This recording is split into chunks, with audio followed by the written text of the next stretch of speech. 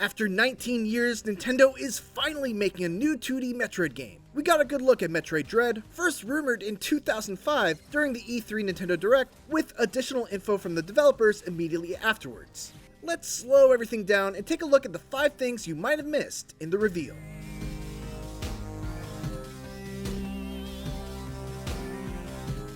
Shortly after Samus drops down in a variant of her classic fusion suit, the camera cuts to a first-person view. Getting Metroid Prime vibes? Samus uses this view to scan an area in 3D, especially useful since she will be experiencing the dread of being hunted.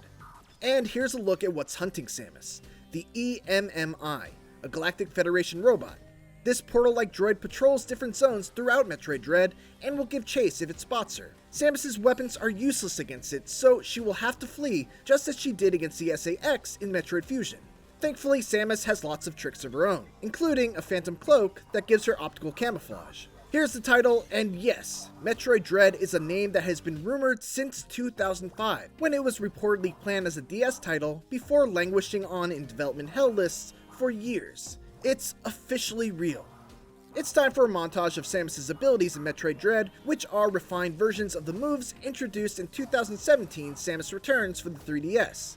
Samus will now be able to aim freely while running as opposed to the static shooting in Samus Returns, and the parry move is back too. The Omega Cannon, an extremely powerful but temporary power-up to Samus's arm cannon, returns for the first time since Metroid Prime Hunters. And finally, Samus's slide has been refined for a smoother overall experience. Remember Adam? First introduced in Metroid Fusion, Adam Malkovich is Samus's mentor, his memories having been uploaded to a computer after dying in a tragic accident. He returns in Metroid Dread, and Samus will send data to him throughout the game. Don't blink or you might miss that Chozo statue in the background, which have held Samus's power-ups since the days of the NES. And over here we can see that Samus's abilities include a spider magnet that allow her to scale walls and even cling to ceilings. Nintendo says Metroid Dread is the grand finale to the story of Samus and the Metroids, concluding an arc that began 25 years ago on the NES. How will it all end, and what's next for Metroid? These are all questions that will be on our mind in the run-up to Metroid Dread's release on the Nintendo Switch, which is scheduled for October 8th. In the meantime, for everything Metroid and Nintendo, stay right here at IGN.